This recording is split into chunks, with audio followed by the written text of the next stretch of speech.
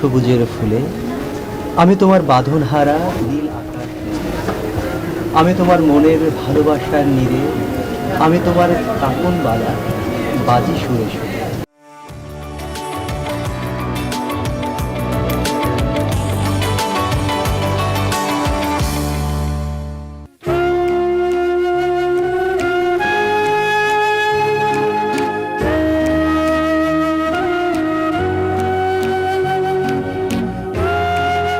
সারা রাত জেগে কাজ করতাম, নতুন বইয়ের মলাট দেখলে ইচ্ছে হতো লিখি বাবার নাম। একদিন একটা চিঠি এলো, মায়ের নাম লেখা তাতে।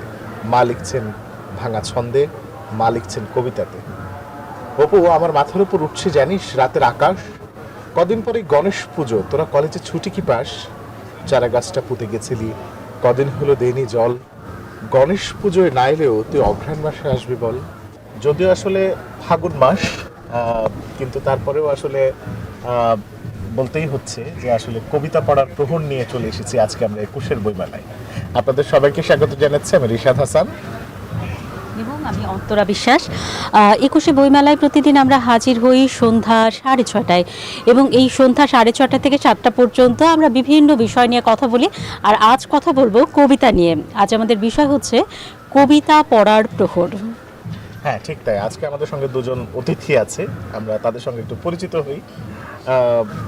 আমার পাশে আছেন আফরোজা খানম তন্দ্রা, আপনাকে স্বাগত। এবং একই সঙ্গে মনিরুজ্জামান রোহান, আপনার হাতে একটা বই দেখতে পাচ্ছি, নক্ষত্রের আর্তচিৎকার। কি আছে নক্ষত্রের আর্তচিৎকারে? ধন্যবাদ আপনাকে এবং একুশের নিউজ 24 আমাদের আমন্ত্রণ জানানোর জন্য। আমাদের এই বইটি হচ্ছে কবিতার বই। কবি সবসময় হচ্ছে কল্পনায় দেখে এবং সে বিশ্বাস করে এবং সে চিন্তা করে যে তার চিন্তা মনোজগৎ দিয়ে দেশ, কাল, জীবন, চেতনা, ভাষা, জীবনের সব রূপকল্প ওঠানোর চিন্তা করে।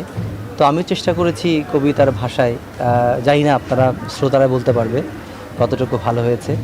তো আমার এখানে সব কিছুই আছে, আমাদের দেশ আছে, ভাষা আছে, আমাদের জীবন আছে, প্রকৃতি আছে, সব বিষয়কে নিয়েই আমি চিন্তা করেছি একটা সুন্দর একটা কবিতার গ্রন্থ উপহার দেওয়ার জন্য। তো আর আমার এই বইটি প্রকাশ করেছে যে প্রতিবিম্ব প্রকাশ, আর এই প্রচ্ছদটা এঁকেছে উৎপল দাস, আর বইটির মূল্য রাখা হয়েছে 200 টাকা। আচ্ছা, কবিতা আমরা শুনবো আপনার কণ্ঠে, কিন্তু তার আগে আপনার কাছে একটু বিশেষভাবে জানতে চাই, এই বইমেলায় সবচেয়ে বেশি আসে হচ্ছে কবিতার বই। অগণিত কবি কবিতা লেখেন, এটি বাংলাদেশের জন্য খুবই ইতিবাচক একটি ব্যাপার। তো আপনি কবিতা লেখার যে আগ্রহ, সেটি আসলে কোথা থেকে পেলেন, কোথা থেকে সৃষ্টি হলো এই আগ্রহ? আসসালামু আলাইকুম, ধন্যবাদ আপনাকে।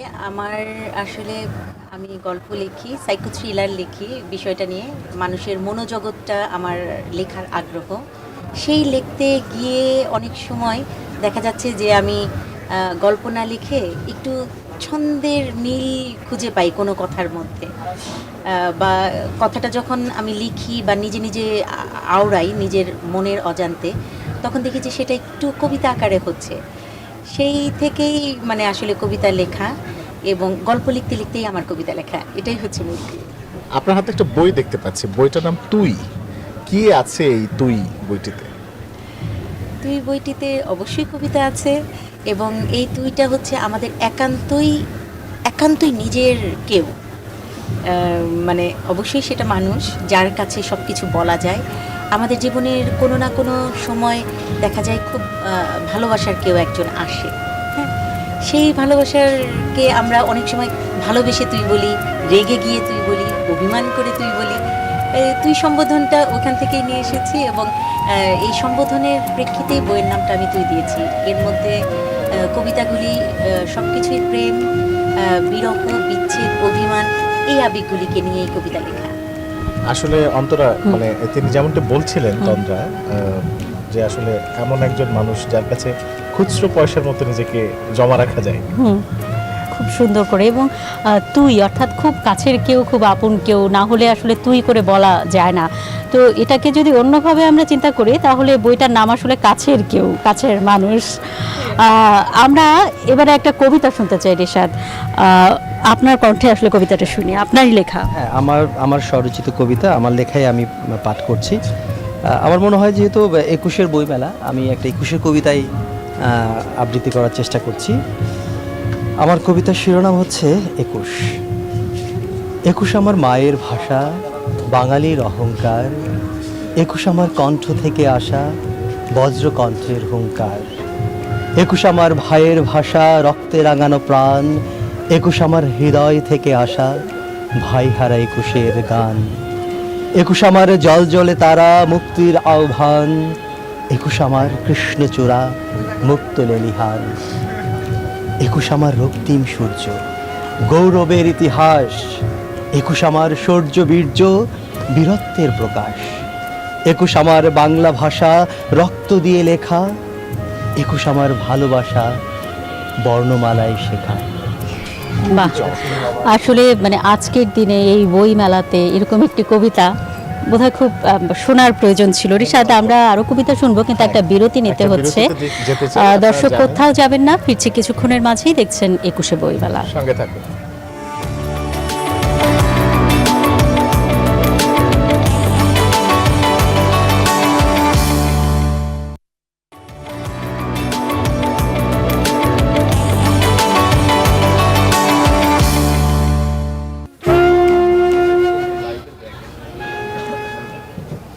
বহুমাত্রিক বাংলাদেশে 21-এর বইমেলায় আমরা আবারও চলে আসলাম কবিতা পড়ার প্রহরে।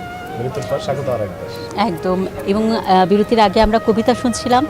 এবারে কবিতা কিভাবে লিখতে হয় সেই বিষয়ে একটু জানতে চাই।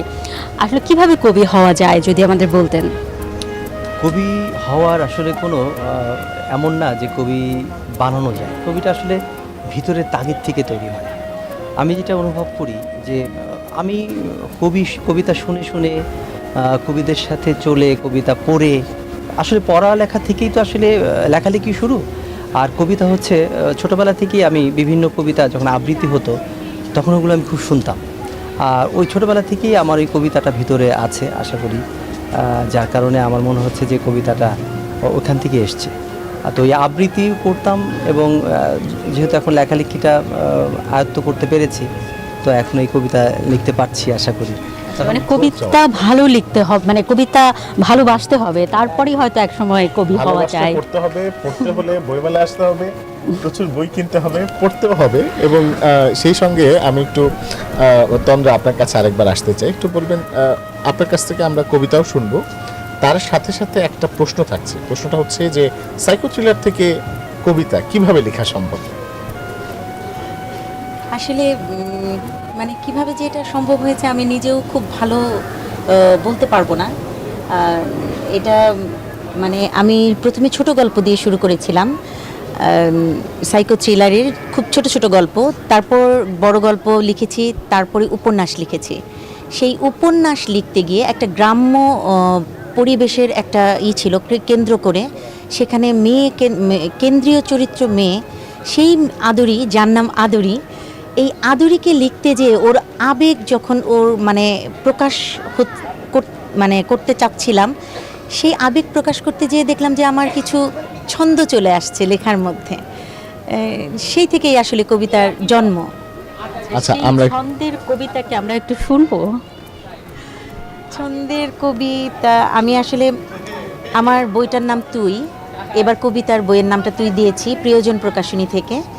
এই তুই নামটা যে কবিতাকে কেন্দ্র করে হয়েছে, সেই কবিতার কয়েকটা লাইন আমি একটু চেষ্টা করি, কারণ আমি তো আসলে আবৃত্তিকার নই। হ্যাঁ, প্লিজ একটু মানে সহ্য করার চেষ্টা করবেন আমার আবৃত্তিটাকে।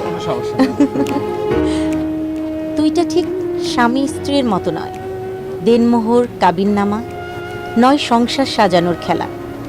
তুই ঠিক প্রেমিক প্রেমিকার মতোও নয়, ভালোবাসার অভিনয় হাজারো মিথ্যের মেলা। তুই কখনো বন্ধু, আবার শত্রুও খুব ভক্ত। তুই কখনো চওড়া কাঁধ এক, আমার ভীষণ ভক্ত। খুবই চমৎকার, খুবই চমৎকার। আমরা প্রায় শেষের দিকে চলে এসেছি। আপনার কাছ থেকে একটু শুনি যে দর্শকদের উদ্দেশ্যে কি বলার আছে। দর্শকদের উদ্দেশ্যে বলবো যে বইমেলাটা আসলে প্রাণের মেলা। আর বইমেলাটা বছরে একবার আমাদের এই প্রাণের উৎসবটা আসে। তো আমরাও লেখক কবি যারা আমরা আছি তারা চেষ্টা করি যে প্রতি বছর প্রাণের ভেতর থেকে কষ্ট করে অনেক সহ্য করে একটা সুন্দর বই উপহার দেওয়ার চেষ্টা করি। আর দর্শক শ্রোতা এবং ক্রেতা পাঠক যারা আছেন আপনারা সবাই আসবেন, প্রচুর বই কিনুন। আর আমি একটি কথাই বলতে চাই যে ফরাসি দার্শনিক কবি আলবেয়ার কামু বলেছিলেন যে বই হচ্ছে এমন একজন বন্ধু যে কখনো প্রতারণা করে না। আমরা একদম শেষ মুহূর্তে আছি। আমরা কি একটা কবিতা শুনতে শুনতে শেষ করবো নিশ্চয়ই?